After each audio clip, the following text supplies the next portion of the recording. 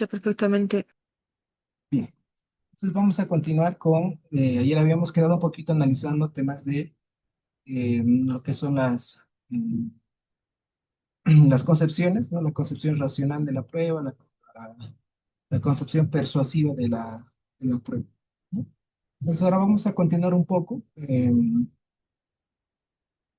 finalizando, ¿no? Porque faltaban algunos puntos sobre esto para luego ya entrar a lo que es la valoración, la motivación, la fundamentación, pero ya desde la perspectiva constitucional, ¿no? Entonces cerramos esto.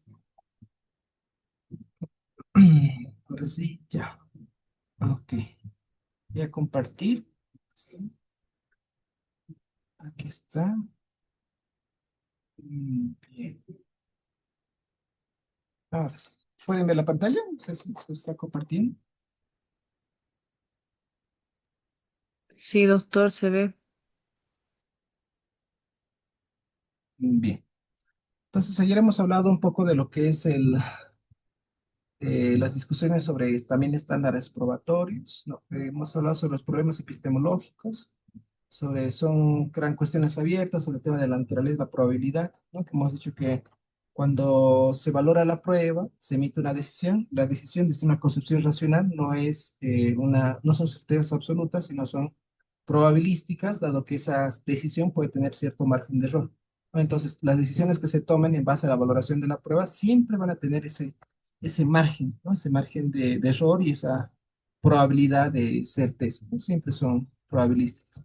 Y eso va a generar también toda una coherencia narrativa, ¿no? Es que tiene que haber una coherencia en el sentido de que la valoración que se haga de la prueba, desde los elementos probatorios, ¿no? Desde el tema de la conformación de los elementos probatorios, la valoración de esos elementos probatorios y la decisión tiene que tener una narrativa coherente, de tal forma que, ¿no? Las decisiones que tome el juez se basen conforme a las pruebas que han sido presentadas y, por tanto, producidas dentro del juicio oral, ¿no? Y esto también no es suficiente con que tome la decisión la autoridad judicial, sino que esa decisión también implica, o sea, mejor dicho, no solamente depende de la valoración de la prueba para tomar la decisión, sino también de ciertos estándares probatorios, es decir, cuánta prueba es suficiente para probar un hecho, ¿no? Eso le llaman la suficiencia probatoria.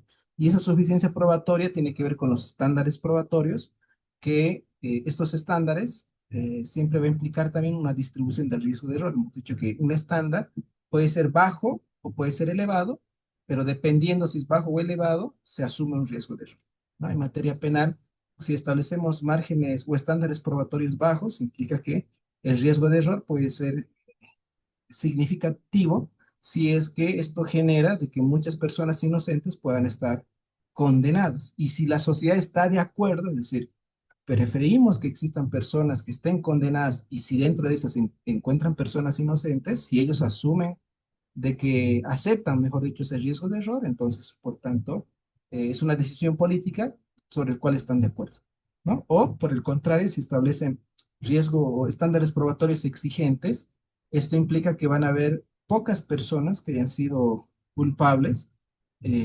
condenadas, ¿no? Esto va a implicar, dado que no se puede tener muchos elementos probatorios, y alcanzar esos estándares elevados, pues se tendrá que determinar la inocencia, a pesar de que la persona se haya cometido el ilícito.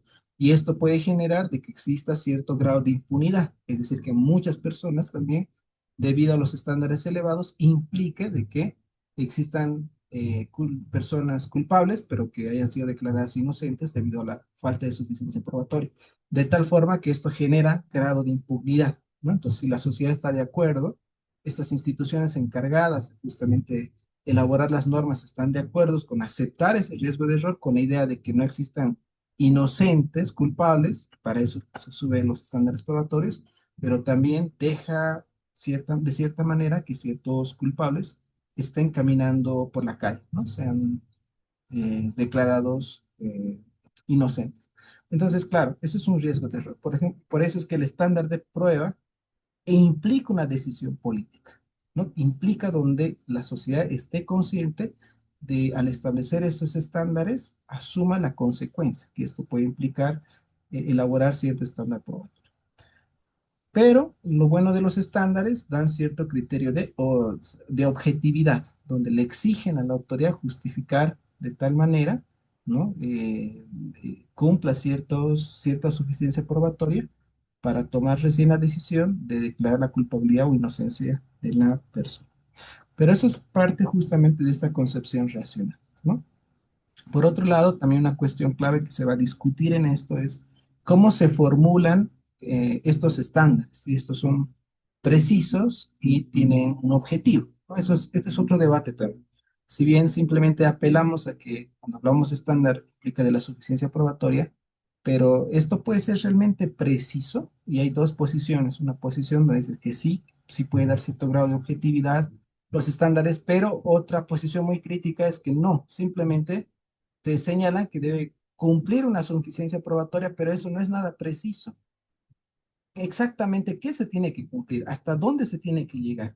Entonces, como no hay una precisión, o sea, no hay una regla específicamente que te diga, hasta aquí se tiene que establecer la suficiencia probatoria, entonces no es nada preciso. Por eso es que un poco se critica a estos estándares probatorios. ¿Cómo se tiene que formular propiamente estos estándares para que sean precisos y sean objetivos, ¿no? Es decir, que pueda tener una regla bien expresa, de tal forma que todos traten de llegar a al mismo resultado. Entonces, eso es cuestionable, por supuesto, respecto a cómo se deben formular estos estándares probatorios.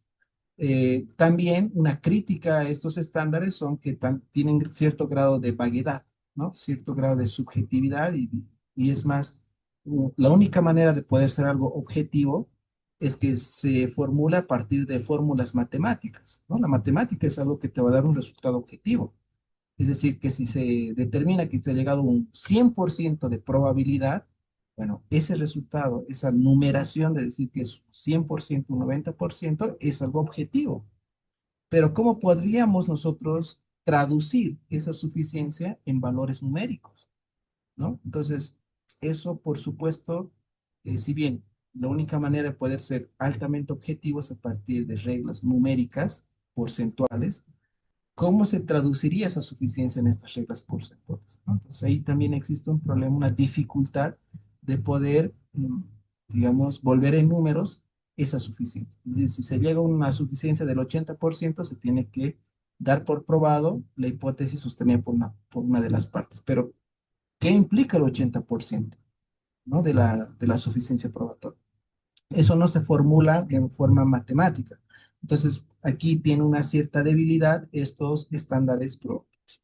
Y la vaguedad y subjetividad en el sentido que para otros estos estándares simplemente son guías para poder, eh, digamos, tratar de llegar a una suficiencia probatoria, pero es una guía, no es una normativa expresa. Entonces, desde ahí se critican los estándares probatorios respecto a si tienen cierto grado de objetividad, ¿no? Y la única manera es a partir de aspectos numéricos, pero eso no se puede traducir esa suficiencia en cuestiones numerales o porcentuales. Entonces, más o menos esa es un poco la crítica que se realiza al tema de los estándares probatorios, que si bien son una guía para determinar la suficiencia, pero no establece cuál es ese procedimiento para llegar a esa suficiencia probatoria. Entonces, por eso es que se critica también este aspecto, ¿no? Del estándar probatorio. Respecto a los riesgos de error, ¿no? Como fin del derecho probatorio, esto implica de que no hay ciertos autores como Lauda y Stein, quienes destacan que estos riesgos implican, primero, distribuir adecuadamente el riesgo de error. Un estándar probatorio implica de que tenga que tener una adecuación, una distribución, ¿no? Equilibrada sobre el riesgo de error. Eso significa que no se niega de que una decisión pueda tener un riesgo de error. Sí va a tener, pero estos riesgos tienen que ser medibles, tienen que ser distribuidos equitativamente, de tal forma que no pueda generar el riesgo de error un problema al momento de tomar la decisión, ¿no? Entonces, tiene que distribuirse correctamente ese riesgo de error que se asume al momento de fijar estándares probatorios. Y por lo cual esto va a impactar no solo en los estándares, sino también en la admisibilidad y valoración de la prueba, ¿no? Son etapas anteriores que también el hecho de establecer un riesgo de error de alguna manera está vinculado al tema de la admisibilidad y la valoración de la prueba. Ya analizando un poquito más específicamente el tema de la especialidad de la justificación probatoria, lo que dice es que la decisión probatoria no es solo epistémica, sino también práctica. ¿A qué se refiere cuando dicen que la decisión probatoria no es solo epistémico? Se refiere que desde una concepción racionalista, decidir si un hecho está probado precisa ser un ejercicio puramente epistémico. Eso quiere decir de un ejercicio de conocimiento, de poder alcanzar ese conocimiento y que ese conocimiento sea fruto, obviamente, de un ejercicio probatorio, ¿no? Es decir, dice, se trataba de evaluar si la evidencia disponible, los elementos probatorios, justifica racionalmente la hipótesis como verdadera o altamente probable, ¿no? Eso implica que cualquier decisión que se tome, cualquier hipótesis que se tenga respecto a cualquier afirmación, ¿no? Fórmulas hipótesis, esas hipótesis, desde una concepción racionalista, tiene que ir acompañada de evidencia probatoria, es decir, que justifique se justifican estas hipótesis a partir de esa evidencia o elementos de juicio, que lo llaman, ¿no? Entonces, únicamente cuando uno afirma algo, o uno imita algún enunciado, alguna afirmación, la única manera de que esa afirmación sea racional, sea analizada racionalmente, es que esté acompañada siempre de prueba. Aquello que no se puede justificar con elementos probatorios o algo que acredite esa afirmación emitida, entonces no es racional. Lo racional quiere decir, ¿no? Desde este ejercicio epistemológico, que todo conocimiento, en este caso, toda hipótesis que se puede establecer, tiene que ir acompañada siempre de evidencia empírica, en este caso de evidencia probatoria, que acredite esas hipótesis o esas probabilidades que uno tiene, ¿no? Por ejemplo, si existe, hemos dicho, un tema de que si en una casa está todo desordenada, mi hipótesis es que se han ingresado a robar al lugar. Bueno, tendré que probar esto. ¿Cómo se tendrá que buscar la prueba para probar esa hipótesis, ¿no? Pues tendremos que buscar si hay algunos rastros, ADN de personas, si se ha robado objetos, dinero, no simplemente ha sido todo un desorden, sino han tenido objetivos específicos para tratar de robar, y eso se esté acreditado, ¿no? Esté acreditado ya sea con otros elementos como cámaras, imágenes, etcétera. Entonces, es justamente lo que justifica una decisión, ¿no? Una decisión implica un ejercicio epistémico donde se trata de buscar la verdad, pero siempre esa verdad está acompañado de prueba, ¿no? De una evidencia probatoria que justifique ese tipo de cosas. Sin embargo, dice, esto es insuficiente porque los estándares probatorios introducen consideraciones no solo de verdad, sino de riesgo moral y político, ¿no? Es decir, a través de los estándares probatorios, lo que se hace es buscar tomar una decisión que tiene que estar vinculada a la verdad, es decir, qué es lo que ha pasado, qué es lo que ha sucedido. Esa decisión tiene que ser el reflejo de aquello. Pero en esa decisión siempre van a haber cierto margen de error, ¿no? Es lo que hemos manifestado anteriormente. Ese riesgo de error puede ser de que esta decisión judicial, si bien ha valorado prueba, ha tomado la decisión, pero siempre es, como hemos dicho que es probabilístico, siempre tiene que tener cierto margen de error de que la decisión que se haya adoptado en base a los elementos probatorios, en base a la valoración, tenga cierto grado de error, ¿no? Cierto grado de error. Por tanto, decidir que algo está probado, ¿qué significa esto? ¿Qué significa? No depende únicamente del grado de corroboración de la evidencia, sino también de cómo se debe distribuir el riesgo de error, ¿no? Para no incurrir en falsos positivos o falsos negativos. ¿Qué errores son social o jurídicamente más graves y qué nivel de exigencia moral o institucional se impone a cada tipo de proceso?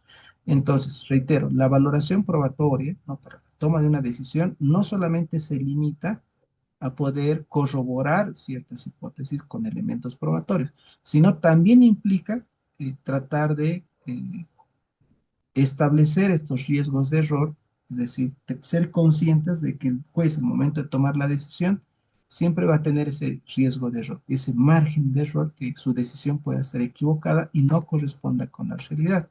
Y cuando no corresponde con la realidad es cuando el juez toma decisiones que impliquen falsos positivos, ¿no? Es decir, se condena a ciertas personas que no sean los culpables, o falsos negativos en el sentido que se absuelva a personas que sí eran culpables. Entonces, o sea, el ejercicio de la valoración probatoria implica no solamente que todas las afirmaciones se prueben, ¿no?, con elementos probatorios, sino también analizar sobre riesgos de error que puedan darse al momento de tomar determinadas decisiones. Por ejemplo, en materia penal se prefiere evitar, dice, los falsos positivos, condenar inocentes. ¿Por qué? Porque lo que se exige es un estándar, lo que se exige un estándar alto no basta con un razonamiento epistémico, sino que entra un juicio práctico acerca de los riesgos que son aceptables. ¿Esto qué quiere decir? ¿No? Quiere decir de que el tema de la injusticia, si bien para ti es injusto de que personas que sean culpables estén declaradas absueltas porque no se ha podido acreditar esa suficiencia probatoria, eso genera un aspecto de injusticia, ¿no? Porque no se está logrando determinar la responsabilidad o quién es el responsable de tal hecho. Por tanto, genera cierto grado de impunidad o, en el caso de que sí se los juzgue, lo condenen, pero a personas, condenen a personas que son, o mejor dicho, no condenen a personas que hayan cometido el ilícito, pero por el tema de la suficiencia no se determina esa responsabilidad. Eso no puede generar ciertos sentimientos de falta de creencia, de credibilidad en el sistema judicial, ¿no? Entonces, esto implica a su vez que si es injusto condenar inocentes, mejor dicho, de no condenar a personas que son culpables debido a que no se ha acreditado cierta suficiencia probatoria, del mismo modo va a ser injusto condenar a personas inocentes, ¿no? Si nosotros decimos, bueno, hay que bajar los estándares probatorios, no es necesario que se exija que se pruebe tanto, baja los estándares, con eso siempre vas a tratar de encontrar culpables. Y si en un proceso se determina la culpabilidad y por tanto se condena a la persona, entonces implícitamente da un mensaje de que hay una correcta administración de justicia. Pero, ¿qué pasa si bien decimos que es injusto que no se condena a personas que hayan cometido ilícitos, pero también es doblemente injusto que se condene a personas que sean inocentes, ¿no? Entonces, ¿cuál para nosotros es más tolerable? Que no se condene a personas que hayan cometido ilícitos o se condene a personas inocentes, ¿no? Así sea uno o sea dos. Por tanto, esto es un margen de error, ¿no? Es un margen de error que tiene que analizar las autoridades competentes como el Parlamento, que a través de su ley tiene que asumir este riesgo de error, ¿no?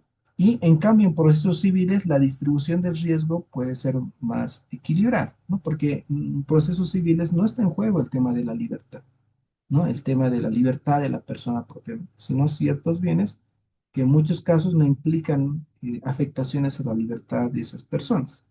Entonces, esta distribución del riesgo de error es diferente en materia civil y en materia penal. En materia penal tiene que ser más riguroso para que no se condenen a personas inocentes, ¿no? En materia civil tal vez existe una flexibilización que no tenga esa misma afectación en las partes, ¿no?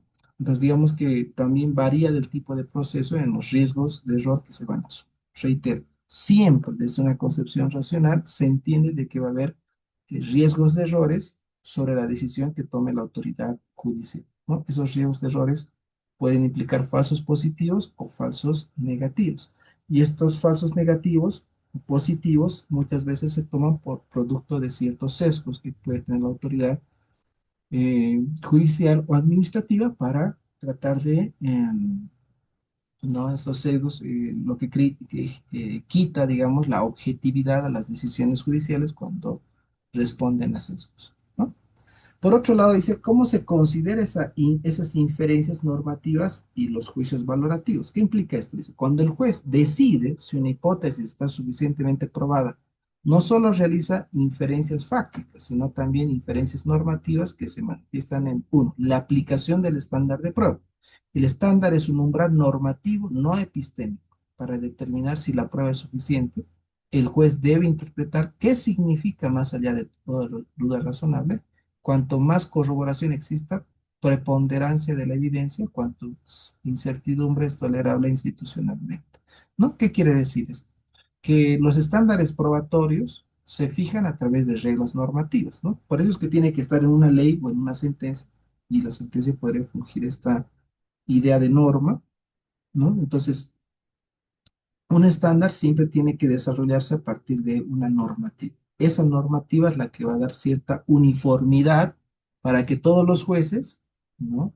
Entiendan ciertos estándares probatorios cuando se cumplen o cuando, sí, cuando se cumplen esos requisitos, podríamos decir, que la Constitución puede establecer para que las personas puedan, en este caso, gozar de estos estándares probatorios, ¿no? Y por otro lado, también se habla acerca de la valoración normativa sobre qué errores son peores, ¿no? Esto implica que el juez debe decidir, dice, en un caso concreto, cómo se atribuye el error, ¿no? Aceptemos más riesgos de absolver culpables o más riesgo de condenar a inocentes. Esa es una relación axiológica, no científica, en el sentido, al final, esto implica que los jueces adopten, ¿no? Estas decisiones, eh, pero asumiendo el riesgo que implica, que puedan tomar decisiones que tengan tantos sesgos, tantos problemas, ¿no? Tantos problemas, y acepten, digamos, tomar esa decisión con ese riesgo, ¿no? Con ese riesgo de error de condenar a inocentes. Entonces, esto no necesariamente tiene que ser un análisis axiológico a partir de principios, sino tiene que responder a una científica, tiene que responder a aspectos no axiológicos, ¿no? No a temas valorativos.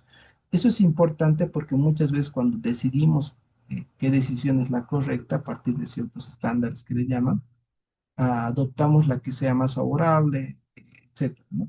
Entonces, esos son aspectos axiológicos del tema de la favorabilidad, pero no, la prueba no puede depender de aspectos axiológicos, ¿no? Sino tiene que depender prácticamente de eh, estos estándares tienen que partir a partir de formulaciones. Estos riesgos de error también tienen que establecerse a partir de normas positivas, donde el legislador conscientemente sepa qué estándar probatorio se está fijando, ¿no?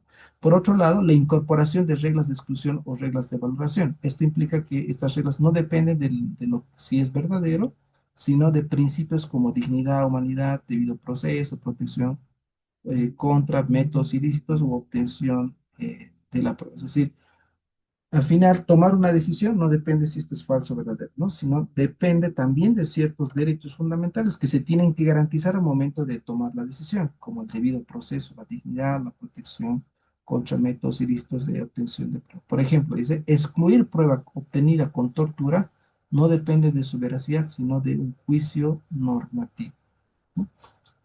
Eso implica que aquí hay ciertas finalidades contraepistémicas. No puede recolectarse esa información, esa prueba, en base a torturas que puedan efectuar las personas.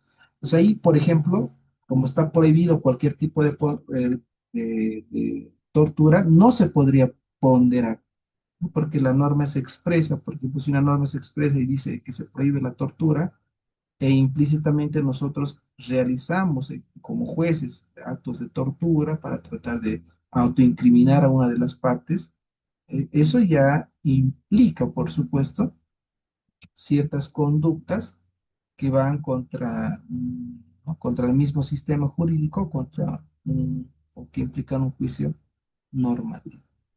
Por otro lado, y esto también es bien interesante, la regulación probatoria puede limitar y guiar esta discreción. ¿Qué implica esto? ¿No? Que una decisión probatoria puede implicar juicios prácticos y normativos pero que también van a surgir ciertos riesgos de errores al asumir las decisiones. Por ejemplo, asumir una responsabilidad implica la discriminación amplísima, la discrecionalidad, perdón, implícita o amplísima, perdón, del juez. ¿Qué significa esto? Que cuando le das mayor facultad interpretativa al juez, ya sea sobre la norma o sobre la prueba, eso marca márgenes de error, ¿no? Bajo un criterio objetivo no se tendría que apelar a concepciones discrecionales de libre elección de la autoridad judicial. No, en materia de prueba tiene que ser lo más objetivo posible, restringir ese grado de subjetividad que pueda tener la autoridad. Y por tanto, la regulación jurídica de la prueba puede y debe limitar esa discreción mediante reglas de admisibilidad, reglas de valoración, estándares de prueba y exigencias de motivación real. ¿Qué implica la regla de admisión? Determina qué pruebas pueden ingresar al proceso, por ejemplo, excluir prueba ilícita o prueba manifiestamente irrelevante. Entonces, ¿qué nos está diciendo? Hay una primera forma de analizar la admisibilidad, ¿no? La admisibilidad, que en el fondo lo que hacen es determinar qué pruebas pueden ingresar al proceso, ¿no? Qué pruebas pueden analizar las cuestiones de fondo de la problemática que te han planteado y cómo excluyes de esa ilicitud o manifestación irrelevante, ¿no? Es decir, um, esto implica uh, excluir prueba ilícita o prueba manifiestamente irrelevante porque se ha vulnerado derechos fundamentales justamente al recolectar esos elementos probatorios. Entonces, estas reglas de admisibilidad no implica de que la autoridad pueda tomar cualquier decisión, ¿no? En base a pruebas. No podrá considerar la prueba si es que existen ciertos riesgos de admisibilidad de esos elementos probatorios, ¿no? Entonces, esa es una primera parte. ¿Qué pruebas van a ingresar al fondo? Eso ya es una primera regla de admisibilidad donde se dice que hay que ser muy cuidadoso. Únicamente la prueba que se pueda presentar tiene que ser aquel vinculado al hecho. Si no existe una vinculatoriedad, el juez difícilmente podría realizar un control ¿no? digamos, analizar, digamos, estos aspectos de admisibilidad, toda vez que estos se han cerrado en la etapa preliminar, ¿no? Donde se recolectan los elementos probatorios y en el juicio oral donde se admite estos elementos probatorios. Entonces, más allá de eso, obviamente, puede implicar de que el juez, en este caso, mm, no es que puede tomar cualquier decisión, tiene que respetar ciertas reglas de exclusión probatoria, ¿no? ¿Por qué? Porque la finalidad de la exclusión probatoria es garantizar derechos fundamentales. Por tanto, por ejemplo, no se podría valorar pruebas que impliquen autoincriminación. No se podría valorar ciertas pruebas que puedan significar, en este caso, testimonios falsos, ¿no? Entonces, se tiene que tener mucho cuidado al momento en que el juez tome una decisión, ¿no? Tome una decisión. Lo segundo dice que también implica reglas de valoración. ¿Qué son estas reglas de valoración? Guían cómo debe evaluarse la prueba, cómo debe establecerse una presunción, debe establecerse reglas sobre fiabilidad de testimonios o requisitos mínimos de corroboración. Por tanto, tiene que haber un grado de objetividad, ¿no? Un grado de objetividad sobre su valoración. No simplemente basarse en presunciones, resolver casos a partir de presunciones. Esto no implica directamente un análisis racional, ¿no? Cuando, por ejemplo, cuando hay ciertos códigos que dicen qué valor probatorio se debe asumir respecto a determinados documentos o pruebas, esa regulación normativa, ¿no? Donde se establece eh, esa regulación normativa, um, no tendría que tener en este caso, ¿no? Estas presunciones, ¿cómo le llaman? Presunciones presunciones juris tanto y et de jure que le llaman en el sentido que son presunciones absolutas, ¿no? Presunciones absolutas. Esto puede generar un problema al momento de valorar la prueba, cuando la normativa te dice cómo debe valorarse la prueba a partir de ciertas presunciones, ¿no? Se debe valorar aplicando ciertas presunciones. Estas presunciones lo que hace es, en este caso, el juez ya no valora, simplemente aplica presunciones y le da valor probatorio, ¿no? Que en muchos casos esto se conoce como la prueba tasada. Cuando hay prueba tasada, esto es ciertas reglas normativas que van contra concepciones racionales. Una concepción racional lo que hace es permitir al juez valorar la prueba, ¿no? El juez de forma individual valora la prueba. Pero cuando existen reglas sobre valoración de la prueba donde dice cómo debe valorar, aquí el juez ya no está valorando. El que está valorando es la decisión. Y por tanto, la decisión que se adopte dándole cierto valor probatorio conforme dice la norma, no es una decisión que está adoptando el juez, sino que es la norma la que está adoptando la decisión. Entonces, cuando un proceso, sea civil, un proceso penal, se regule bajo reglas de prueba tasada, esto lo que hace es afectar lo que viene a ser estas concepciones racionales de la prueba.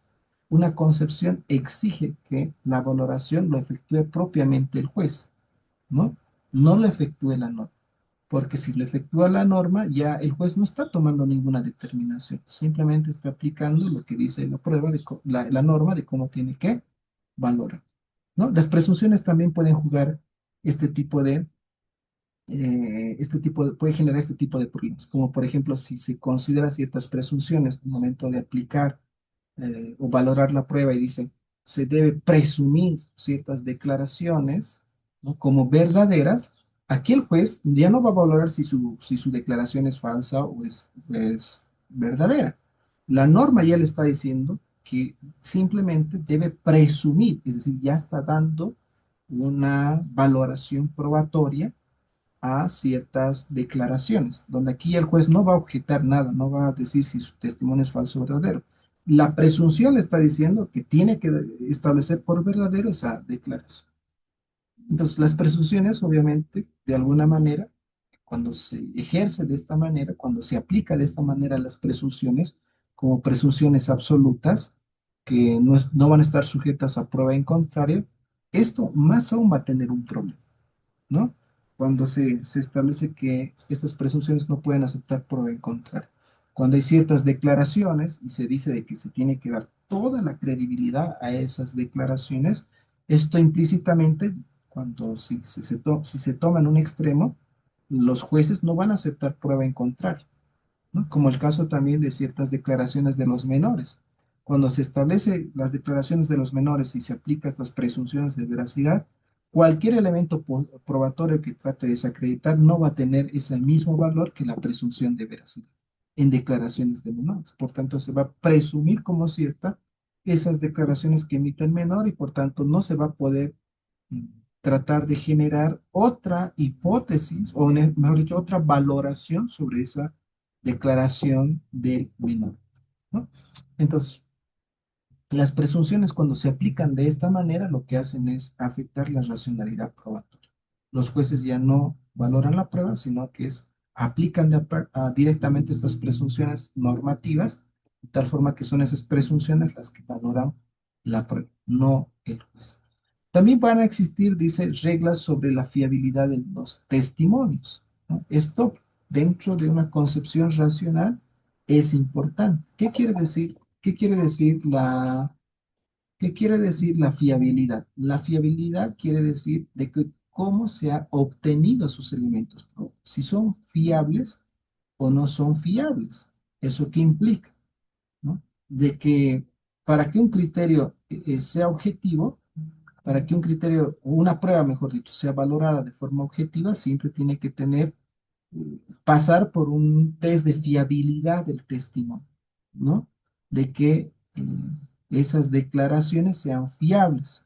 En este caso, eh, que hayan pasado por un procedimiento que nos dé cierta certeza sobre la fiabilidad de todas esas pruebas que tengo, ¿no? Por esa razón, o que el juez en este caso que tiene, por esa razón, la fiabilidad es un elemento importante al momento de valorar la prueba, ¿no? No se podría valorar cualquier tipo de prueba si no son fiables, si esas pruebas, por ejemplo, que se han presentado, hayan seguido un procedimiento de tal forma que son auténticas esas pruebas, si son pruebas documentales, si son pruebas testificales, que esas pruebas sean fiables en el sentido que el juez haya observado que se dé credibilidad y se descarte todas aquellas declaraciones de testimonios quienes hayan emitido, por ejemplo, testimonios falsos. Pues tiene que pasar por ciertas reglas de fiabilidad en los elementos probatorios. En este caso, los testimonios, ¿no? Esto también implica que esos testimonios, en caso de prueba testifical, sean sujetos a contradicción. La contradicción ya es parte de establecer una fiabilidad probatoria, ¿no? En el momento en que simplemente se toma una declaración sin contradecirla, ¿no? Sin estar un contrainterrogatorio, entonces sin estar sujeta a contradicción, genera menor fiabilidad de la prueba, ¿no? Menor fiabilidad de la prueba. Entonces, justamente, algo que va a garantizar la fiabilidad es la contradicción. La facultad que tenga la contraparte de cuestionar esa prueba, ¿no? Y en caso de la testimonial, de que también tengan la posibilidad de refutar ciertas informaciones a partir de preguntas que puedan establecer las partes, ¿no? Que puedan establecer las partes. En ese sentido, en ese sentido, eh, tienen que pasar por ciertos criterios de favorabilidad, no fiabilidad, ¿no? Mejor dicho, fiabilidad. Entonces, ese es un requisito que se pide. Otros requisitos son mínimos de corroboración. Esto significa, esto significa que la prueba tiene que ser siempre corroborada, ¿no? Si hay un elemento probatorio, no es suficiente un elemento probatorio. Tienen que existir suficientes otras pruebas que corroboren las hipótesis de las partes. Y esto justamente lo que va a hacer es un poco debatir sobre el tema si simplemente con declaraciones se podría, declaraciones únicas se podría condenar a las personas, ¿no? Y una concepción racional nos dice no, tiene que haber mínimo de corroboración. No solamente una prueba implique ser suficiente para condenar a una persona. Esa prueba tiene que mínimamente ser corroborada por otros elementos probatorios. Mínimos. Eso no implica que sea no implica que sean muchos otros elementos que corroboren una hipótesis que simplemente está siendo justificada con un elemento probatorio. No, tiene que haber más elementos mínimos de corroboración. Entonces, bajo esa lógica, una simple declaración no podría implicar prueba suficiente para determinar una condena o una absolución. No, tiene que haber corroboración mínima para determinar, eh, para determinar en este caso la culpabilidad o inocencia. Entonces, todos son reglas de valoración, ¿no? Las presunciones implican reglas de valoración. La fiabilidad de testimonios implican reglas de valoración. La corroboración también implica reglas de valoración de la prueba. Y luego vienen las reglas de los estándares probatorios, ¿no? Implica esto, establecen niveles de suficiencia probatoria. ¿Cuándo es suficiente? Eh, Acreditar ciertos elementos probatorios para tomar una decisión. Y a su vez también estos estándares probatorios distribuyen el riesgo de error. El hecho de establecer un estándar y es aceptar que vamos a asumir cierto riesgo de error. Si establecemos estándares muy elevados, soy consciente de que con mis estándares elevados van a existir muchas personas que son culpables que sean declaradas inocentes.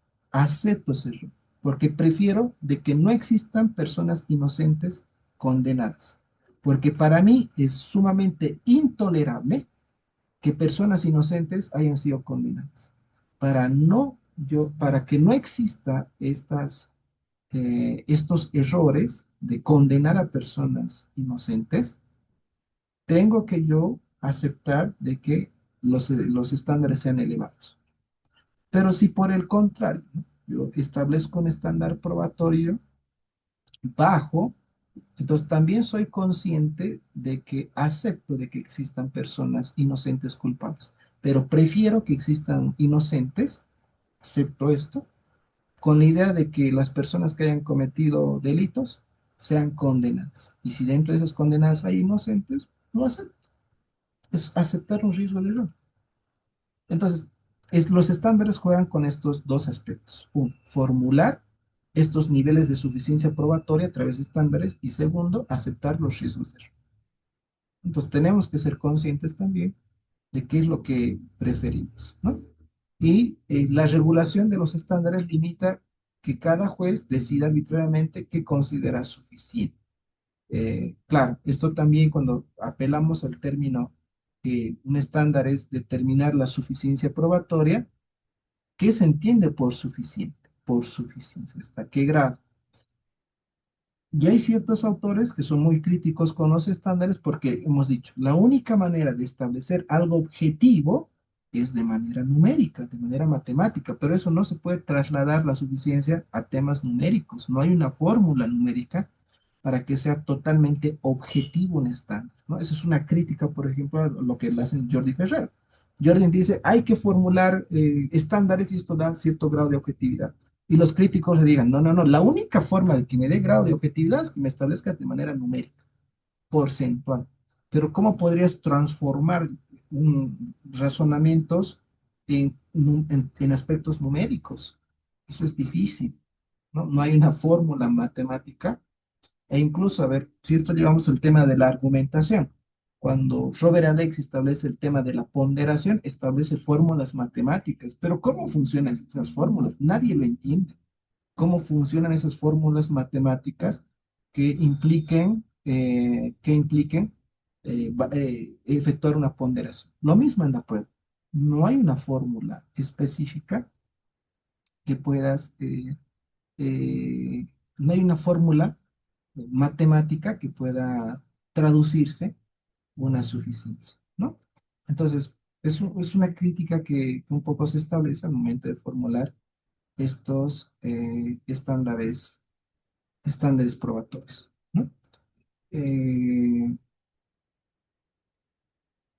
Gustavo dice, con la sola declaración de la víctima y sentencia. Sí, esto es la crítica que establece la concepción racional. No, no tendría que establecerse con una simple declaración, porque no cumple el requisito de la corroboración. Entonces, obviamente esto es cuestionable, de que simplemente se condenen a personas con una declaración.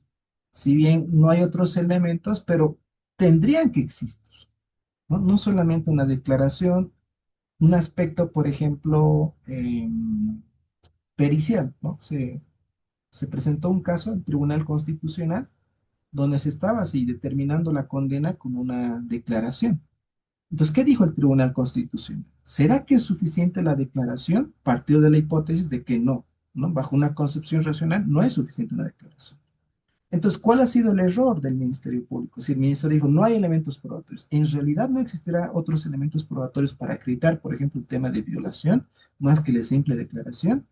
No, pueden existir otros elementos probatorios que en este caso el Ministerio Público haya obviado realizar, como por ejemplo, si existe una violación, mínimamente tiene que haber desgarros y eso se va a acreditar con prueba pericial. Una prueba pericial que realice el estudio y obviamente si coinciden los desgarros con eh, ese ejercicio que puede implicar la violación, entonces tienes la declaración de la víctima y a su vez tienes un informe pericial. Entonces el informe pericial ya sería otro elemento probatorio que estaría corroborando la declaración de la víctima.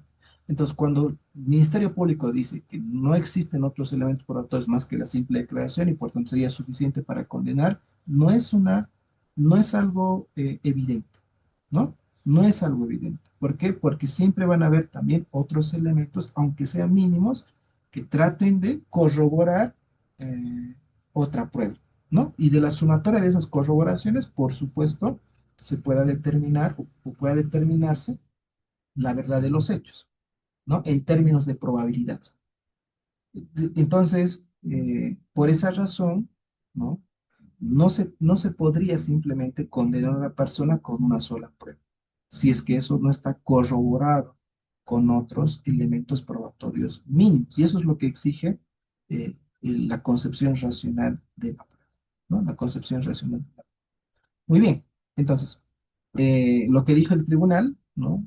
Bueno, todavía no salió esa sentencia, pero seguramente ya va a salir, es justamente que el Ministerio Público tiene la obligación de buscar siempre elementos probatorios que acrediten mínimamente o que corroboren mínimamente las hipótesis, no a partir de una sola prueba, sino de otros elementos probatorios. No, obviamente no dice cuántos, pero tiene que haber otros. Eso implica, si hay otra prueba, ya muy bien, dos pruebas ya podría acreditar cierta hipótesis de las partes, ¿no? Entonces, obviamente va a ser muy crítico con el hecho de que se condenen a personas con, con un solo elemento probatorio que puede consistir con la declaración de la víctima, ¿no? Eso es altamente cuestionable. Incluso salió una sentencia del Tribunal Supremo, ¿no? No hace mucho. El Tribunal Supremo dijo de que no se acepta la idea de que con una simple declaración se pueda condenar a la víctima, ni tampoco dijo, esto tampoco implica que no se pueda tomar como cierto la valoración de la víctima. Más o menos no fue muy claro, es evidente. Dijo, no se puede fundar una sentencia con una simple declaración, pero a su vez tampoco se tiene que descartar la veracidad de esa declaración de la víctima. Entonces, ¿cómo se debe hacer?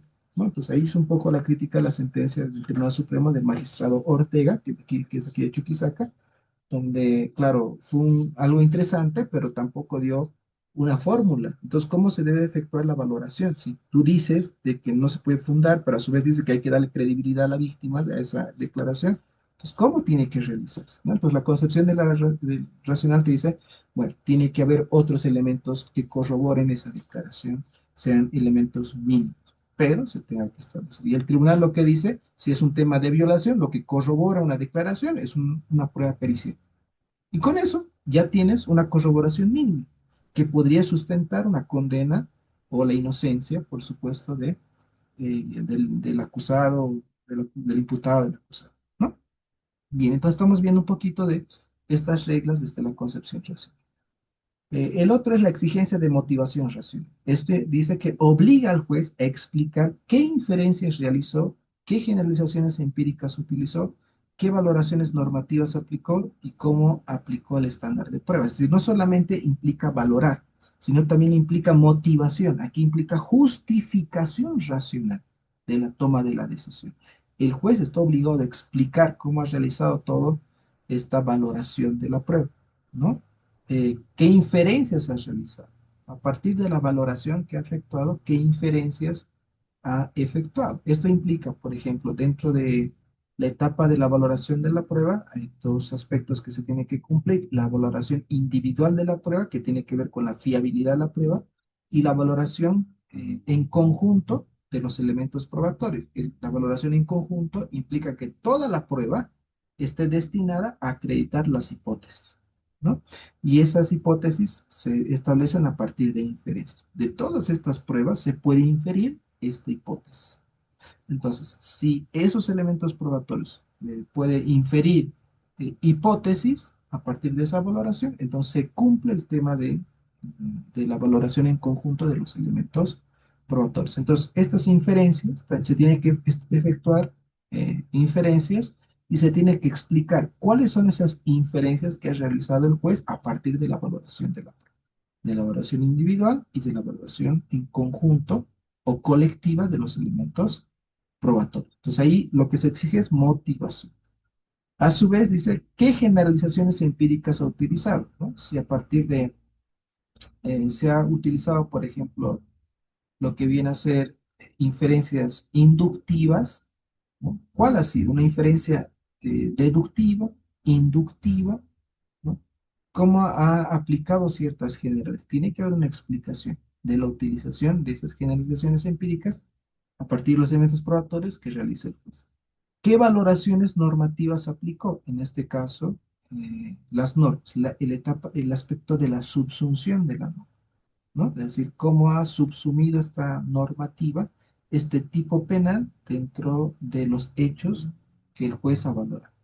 ¿Y cómo aplicó el estándar de la prueba, el estándar probatorio? Es decir, cómo ha determinado esa suficiencia probatoria. Cómo el juez ha determinado que ha logrado determinar que la prueba que se ha presentado es suficiente para acreditar la culpabilidad. O cuál ha sido el estándar probatorio que ha utilizado para determinar la inocencia del acusado. Entonces, tiene también que establecerse cómo se ha aplicado ese estándar probatorio. Cuando se explica cada uno de estos pasos, se entiende de que existe una motivación racional, ¿no? Entonces, todas estas reglas es lo que va a implicar una decisión racional y no así discrecional de la autoridad judicial. Si se cumplen todas estas reglas, entonces nosotros vamos a encontrar grado de objetividad en la decisión del juez, ¿no? Un grado de objetividad. Lo contrario, obviamente, va a implicar siempre grado de discrecionalidad amplísima en el juez. ¿Cómo reducimos la discrecionalidad? Exigiéndole el cumplimiento de estas reglas, reglas de admisibilidad, reglas de valoración, reglas de estándares de prueba y reglas de suficiencia de motivación racional. Entonces, esto implica todo un ejercicio, es un trabajo muy amplio un trabajo muy intelectivo que tiene que efectuar el juez al momento de tomar una decisión judicial. Por otro lado, también se habla de una síntesis de los debates. ¿Qué implica estos debates contemporáneos? ¿No? Por ejemplo, dice que existen debates abiertos dentro del racionalismo, dentro de esta concepción racional. Uno de ellos es que dentro del racionalismo, la tesis clásica afirma que el fin preferente del derecho probatorio es la búsqueda de la verdad. Porque conocer correctamente los hechos es condición para una decisión justa. ¿Cuándo es una decisión justa? Cuando lo que se acredita como probado corresponde con la realidad, es decir, buscan la verdad. En cambio, la concepción, hemos dicho, persuasiva, no busca en este caso determinar la verdad, simplemente el convencimiento de la autoridad judicial. Cuando los abogados están enfocados en generar duda en el juez y por tanto convencer al juez, es porque no están adoptando una posición racional. No les importa buscar la verdad, simplemente el conocimiento del juez. Entonces, en cambio, la concepción, estas concepciones racionales, dice, el objeto es siempre buscar la verdad. Pero, ojo, ¿no? La verdad en términos no absolutos, sino en términos probabilísticos. Una verdad que se acerque lo más posible a la realidad, pero que eso sea probabilístico. ¿Y qué peso tiene la verdad frente a otros fines del proceso? Entonces, aquí viene ya una cuestionante. Si dentro de la concepción racional el objetivo, el fin es buscar esa verdad, no, esto no se chocará con otros fines del proceso, ¿no? Otros fines del proceso, ¿no? Y esto implica que, aunque todos reconocen que la verdad es central, se advierte que el proceso persigue también otros fines relevantes, como la protección. Y aquí vienen los otros fines, es decir, si la concepción racional, reitero, te dice que el objetivo del proceso sí es la verdad, eso significa que estás descartando otros objetivos que también busca el proceso. ¿Cuáles serían esos otros objetivos? Esos otros objetivos son la protección de derechos, la eficiencia, las garantías, métodos contra métodos ilícitos, ¿no? Lo que viene a ser la ilicitud de la prueba, el respeto a la dignidad humana, la legitimación institucional. También existen estos otros fines. Entonces, si existen otros fines, que es la protección de derechos fundamentales, en sí esto no sería contraproducente con el fin de la verdad, ¿no? Y lo que va a decir esta concepción es no. Eh, si bien algunas normas, dice, probatorias tienen efectos contraepistémicos, que son los que hemos señalado, la exclusión de la prueba ilícita, etcétera, pero cumplen otros valores también constitucionales, ¿no? Constitucionales. Pero la concepción racional te dice, existen otros fines, otros valores que tiene que buscarse dentro del proceso, no únicamente la verdad, sino otros valores que también conviven con el tema de la verdad. Esto implica que de todos estos valores, ¿no? La concepción beteniana clásica te dice, el fin primordial es la verdad, de todos estos otros valores, ¿no? Es prioritario, ¿no? Eso no significa que estamos descartando, pero de todos estos, una concepción clásica te dice, siempre va a ser la verdad. Y las restricciones deben ser excepcionales y justificadas como desviaciones necesarias. Es decir, si bien hay estos otros fines se tienen que garantizar, pero de forma excepcional. Esa es una concepción clásica, por supuesto, ahí viene el debate, ¿no? Ahí viene el debate. En cambio, de este racionalismo formulado por Einstein y Bayón, dice que la verdad sigue siendo un fin importante, pero coexiste con otro fin igualmente estructural, que es la distribución equitativa del riesgo de error. Esto no es una excepción, sino un objetivo intrínseco del derecho probatorio. Bueno, el debate aquí es muy claro en el sentido de que, según Beta, La verdad es el fin prioritario, si bien existen otros fines contraepistémicos, pero la finalidad siempre va a ser buscar esa verdad. Y garantizar estos otros fines es sumamente de forma excepcional. El realismo de Einstein y Bayon dice, no, no, no. Eh, el tema de la verdad coincide con otros fines que hemos ido estableciendo como la garantía de los derechos fundamentales, las eficiencias, etcétera, el respeto a la dignidad humana. Pero también aquí hay que tomar en cuenta otro elemento importante que va a ser el riesgo de error, ¿no? Esa distribución equitativa del riesgo de error, entendida de que siempre va a haber un error en la decisión que tome el juez. Pero este error tiene que ser distribuido de forma equitativa, de tal forma que no implique un riesgo absoluto solamente para una de las partes, sino que este riesgo implique de forma equitativa para ambos lados, ¿no? Y por tanto los objetivos, en este caso la verdad no es el único objetivo, sino también hay otros fines, por tanto coexisten. Ninguno es prioritario con relación a otro. Y a lo contrario a lo que dice Betan. Betan dice, no, lo prioritario siempre va a ser la verdad. Esto podría justificar como, por ejemplo, de que se valore prueba que haya sido ilícitamente obtenida, ¿no? Pero si la finalidad es la verdad, no importa el tema de la ilicitud de la prueba. Esto genera un debate muy amplio cuando, por ejemplo, se aplica concepciones de perspectiva de género.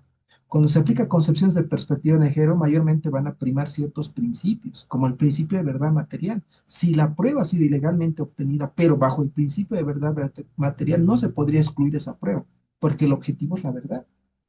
Más aún si son delitos que impliquen violencia contra la mujer, donde se va a aplicar la perspectiva de género. Entonces, por eso es que va a ser chocante la concepción racional con concepciones que tengan que ver con perspectiva de género. Sumamente chocante, porque lo que busca la perspectiva va de alguna manera utilizar un racionalismo clásico, donde el fin es la verdad. Y excepcionalmente van a eh, aplicarse ciertos otros fines, pero estos otros fines siempre van a ser menores a la verdad, menores a. Entonces vas a relativizar, en este caso, la protección de los derechos fundamentales. En cambio, en ese racionalismo formulado por Einstein y Bayon, dicen, no, no, no, esto tiene que ser sumamente equitativo. No se puede descartar o priorizar ciertos fines. Todos coexisten y por tanto tiene que ver el respeto a todos estos fines. No puedes buscar la verdad a toda costa, ¿no? Entonces, si se ha encontrado prueba ilícitamente obtenida, tendrá que excluirse esa prueba, porque también se tiene que garantizar otros fines, fines institucionales, la dignidad humana, ¿no? Si se ha obtenido con coerción, con tortura esos elementos probados, con mayor razón. Entonces aquí lo que planteas es este debate, que en ciertos casos los jueces optan por posiciones de buscar la verdad, no respetando ciertas garantías o derechos fundamentales, ¿no? Reitero, esto más lo aplica cuando juzgan a partir o utilizan ciertas concepciones de género. Entonces, la concepción racionalista es un poco crítica, dice, no es que descarta esta perspectiva, es interesante esta perspectiva, pero cuando esta perspectiva se aplica de manera muy digamos, relegando otros fines que se busca dentro del proceso, es ahí donde es un poco crítica la concepción racional con estas otras perspectivas, ¿no? Que son ciertos métodos que exigen a la autoridad que deben considerar, ¿no? Por ejemplo, este último sacó el doctor Borisari, es una sentencia muy interesante donde de alguna manera rescata este debate, cuando dice, que cuando, por ejemplo, se juzga, se aplica criterios de perspectiva de género en medidas cautelares, cuando se dice de que ha habido una relación de poder entre la víctima, entre el imputado y la víctima, y por tanto esa relación de poder implica de que siempre estaba en desventaja, ¿no? Y por tanto se determina la detención preventiva, lo que dijo la sentencia de la sala segunda es, está bien que haga esta inferencia la autoridad judicial, pero la autoridad judicial tiene que ser objetivo en determinar dónde están esas relaciones de poder. ¿Cómo se aplica en el caso concreto la relación de poder? ¿No? Si es un profesor y la otra, la víctima es un estudiante, ya muy bien, pero que establezca, explique, motive esas relaciones de poder. Lo que está ocurriendo hoy en día, que simplemente los jueces, para acreditar eh, em, esa superioridad del imputado sobre la víctima, simplemente es apelar de que existen relaciones de poder. Nada más. O sea, simplemente es una expresión, ¿no? Una utilización a simples términos y con esos términos justifica su decisión. Pero esto no es suficiente. Estos términos que pueda utilizar la autoridad judicial tienen que ser eh, aplicados en el caso, es decir, expresados. ¿Cómo es que en el caso concreto se evidencia esas relaciones de poder? Tiene que haber una justificación. La simple mención a que ha existido una dominación, un aprovecho, no es suficiente. Tiene que explicitarse, ¿no? Y si la autoridad judicial dice, explica cómo es que se da esa relación de poder para aplicar esos criterios de perspectiva de género, al momento de solicitar la cesación, también el imputado, si es que está en etapa preparatoria, tendrá que desacreditar esos riesgos de poder, que obviamente han sido justificados para determinar la detención preventiva. Pero eso únicamente si existe una aplicación objetiva de estos criterios que utiliza o puede utilizar la autoridad judicial. ¿Esto para qué? Para dar mayor objetividad a la aplicación de estas corrientes, ¿no? De estas perspectivas de género, que reitero, no está mal, sino que tiene que tener también cierto grado de racionalidad, que en el caso se exprese, como dijo la sentencia, en qué consiste en el caso concreto estas relaciones de poder, ¿no? Lo mismo que los criterios de interseccionalidad, ¿no? Si el juez dice que porque la víctima es no solamente mujer, sino que también es, qué sé yo, menor de edad, que explique esto, cómo se aplica estos criterios de interseccionalidad, que implica obviamente una doble vulnerabilidad, ¿no? Entonces, tiene que haber una justificación. La simple mención a que se aplique un criterio de interseccionalidad no es suficiente. Tiene que haber una explicación de la autoridad judicial para que las decisiones sean más objetivas posibles al momento de tomar o aplicar estos criterios que denominan de interseccionalidad, ¿no? Enfoques lo denominan. El enfoque interseccional, el enfoque de perspectiva de género, muy bien, si es un enfoque que se aplique, pero que se explique, que se dé cierto grado de objetividad, ¿no? Entonces, este es un gran debate cuando se choca con las concepciones de la perspectiva de género. Sí, les voy a pasar la sentencia. Es una sentencia recién que en TikTok lo están debatiendo bastante, esta sentencia constitucional, para un poco dar mayor racionalidad a la aplicación de la perspectiva de género, ¿no? Es de una sentencia de 2025, no recuerdo el número, pero lo voy a buscar y se los voy a pasar a la siguiente clase. Entonces, bueno, fíjense cómo estas corrientes, estos debates son bien interesantes cuando analizan los criterios de racionalidad que debe tomar una decisión.